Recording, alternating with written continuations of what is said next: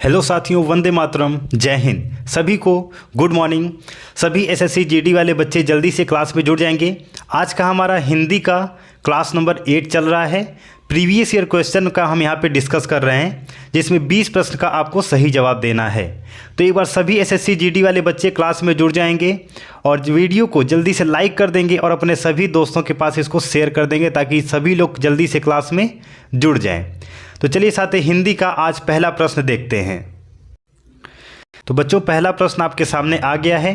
सभी लोग, सभी बच्चे कमेंट में जवाब देते चलेंगे। चलिए, अर्जन शब्द का विलोम है अर्जित, व्ययन, अमृत या फिर अनर्थ। अर्जन का विलोम क्या हो जाएगा साथी? व्ययन हो जाएगा। Option number B. स्क्रीनशॉट लेते जाएंगे और सोने से पहले आपको रिवीजन ज़रूर से करना है, ठीक है? रिवीजन नहीं करेंगे तो पढ़ने का आपको कोई फ़ायदा नहीं होगा। चलिए, प्रश्न नंबर 2। अनुसूचित विकल्प जोड़ा कौन सा है?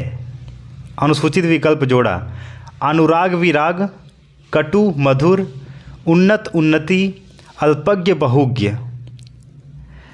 अब बच्चे आप ध्यान से देखेंगे तो ये विलोम शब्द है सबका। देखिए, अनुराग का विराग होता है, कटु का मधुर होता है, अल्पज्ञ का बहुज्ञ होता है, लेकिन उन्नत का उन्नति नहीं होता है। तो ऑप्शन नंबर यही आपका अनुसूचित पूछा है ना, तो यही आपका सही जवाब हो जाएगा। देखिए, उन्नत का होता है अवनत, ठीक है, अवनत, और उन्नति का होता है अवनति, अवनति होता है, ठीक है। चलिए, प्रश्न नंबर 3। जिसके बराबर कोई न हो, विलक्षण, अनुपम, असाधारण या फिर लोकातीत। चलिए, इसका जवाब सभी लोग देंगे कमेंट में। जिसके बराबर कोई ना हो क्या हो जाएगा? अनुपम हो जाएगा। ऑप्शन नंबर बी आपका सही जवाब हो जाएगा। चलिए, प्रश्न नंबर 4। दिए गए वाक्यांश के लिए एक शब्द का चयन कीजिए। चलिए, यानी कि अनेक शब्द का एक शब्द। पूरब और उत्तर के बीच की दिशा को क्या कहते हैं? आग्नेय, ईशान, वायव्य या फिर नैऋत्य।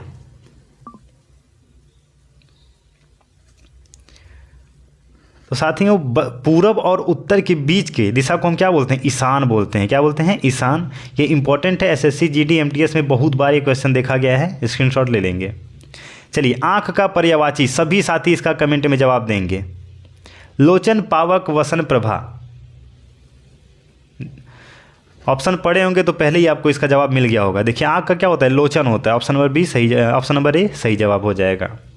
चलिए, इनमें से शुद्ध वर्तनी का शब्द है, यानी कि एक शब्द ऐसा है जो सही है, बाकी सब गलत हैं।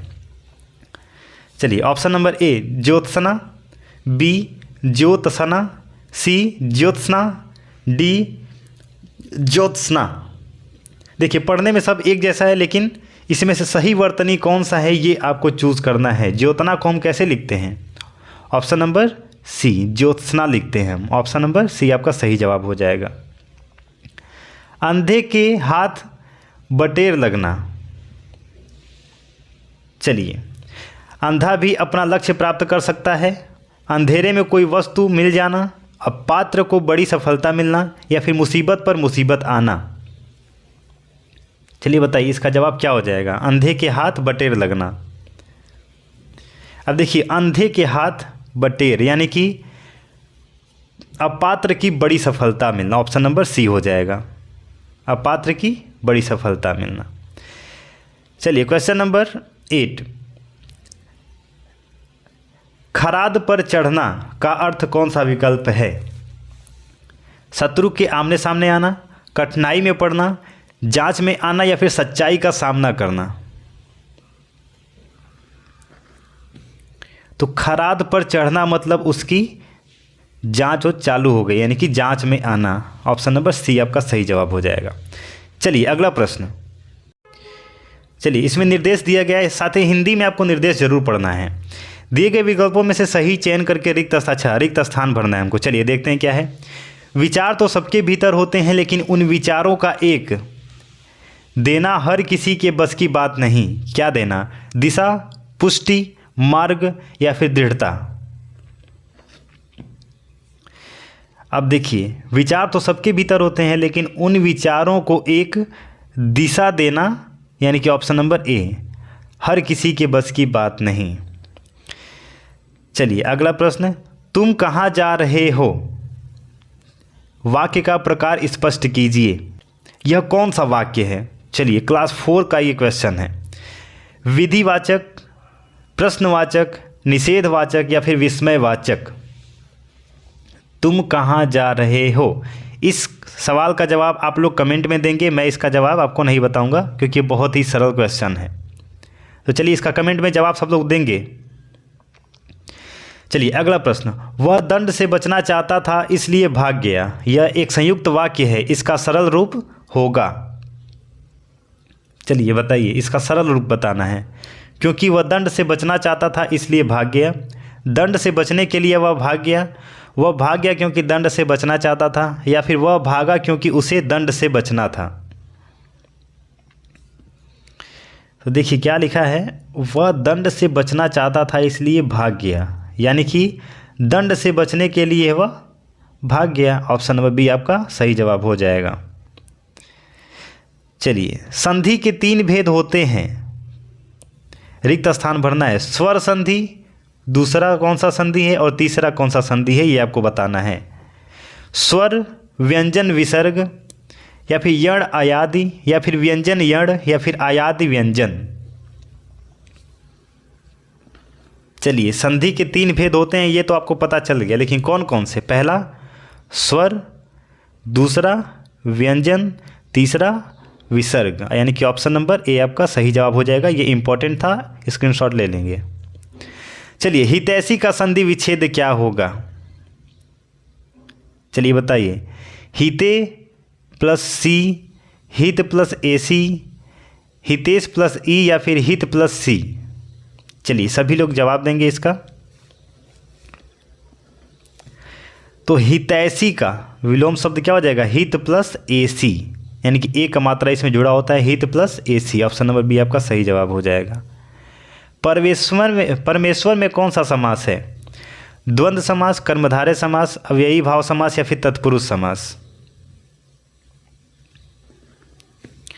तो परमेश्वर में कर्मधारय समास से है, कौन सा? कर्मधारय। भीष्म पितामह ने आजीवन शादी न करने का प्रण लिया था, रेखांकित शब्द का समास होगा, यानी कि आजीवन का ये समास पूछ रहा है, क्या होगा? अव्ययी भाव समास, तत्पुरुष समास, कर्मधारय समास, या फिर द्विग समास। तो देखिए आजीवन क्या हो जाएगा? अव्ययी भाव समास हो जाएगा। ऑप्शन नंबर ए आपका सही जवाब हो जाएगा। चलिए एक बार सभी साथी क्लास को मिलकर लाइक ज़रूर से कर देंगे और अपने सभी दोस्तों के पास इसको शेयर कर देंगे, और जिसने सब्सक्राइब नहीं किया इसको सब्सक्राइब जरूर से कर लेंगे। डेली यहाँ पे जीके और हिंदी का क्लास, प्रीवियस ईयर क्वेश्चन का हम डिस्कशन करते हैं। चलिए अगला प्रश्न देखते हैं। खग कुल कुल सा बोल रहा, रेखांकित शब्दों का अलंकार, यानी कि ये कुल कुल जो दिया गया है ना, इसका अलंकार बताना है क्या है? यमक, श्लेष, उपमा, या फिर रूपक। अब देखिए कुल कुल की, यानी कि देखिए 2 बार शब्द आ रहा है तो क्या हो जाएगा? यानी कि यमक हो जाएगा, ठीक है ना। एक शब्दों का बार बार रिपीट होना आपका यमक अलंकार में ही जाता है। हथियाना में कौन सा क्रिया है? हथियाना प्रेरणार्थक, संयुक्त, अनुकरणात्मक, या फिर नाम धातु। चलिए देखिए, हथियाना मतलब नाम धातु है, किसी चीज़ को अपना बनाना, ठीक है ना। तो ये क्या हो जाएगा? नाम धातु है। ऑप्शन नंबर डी आपका सही जवाब हो जाएगा। अगला प्रश्न, अब देखिए इसमें निर्देश दिया गया है, तो निर्देश को आपको पढ़ना बहुत ही इंपॉर्टेंट होता है हिंदी में। चलिए प्रश्न संख्या 78 से 80 काव्यांश को पढ़कर निम्न प्रश्नों के उत्तर दीजिए। यानी कि इसमें आपको एक गद्यांश दिया गया है, उसको पढ़ना है और आपको आंसर करना है। तो साथ ही ये बहुत ही इजी होता है। मैंने पिछले सेशन में आपको बताया था कि जो गद्यांश दिया जाता है वो बहुत ही सरल होता है, तो मैं इसको एक बार करके आपको बता दिया था, लेकिन हर सेशन में मैं आपको नहीं कराऊंगा क्योंकि इससे टाइम वेस्ट होगा, और इसका जवाब आपको इसी गद्यांश में ही मिला रहता है, ठीक है ना। तो ये आप अपने मन से करेंगे। साथ ही सभी लोग इस चैनल को सब्सक्राइब कर लेंगे, डेली यहाँ पे जीके हिंदी का क्लास चल रहा है, और एक बार इस सेशन को लाइक कर देंगे और शेयर जरूर से कर देंगे अपने सभी दोस्तों के पास जो जीडी की तैयारी कर रहे हैं। चलिए साथ ही मिलते हैं नए सेशन में नए क्लास के साथ। जय हिंद, वंदे मातरम।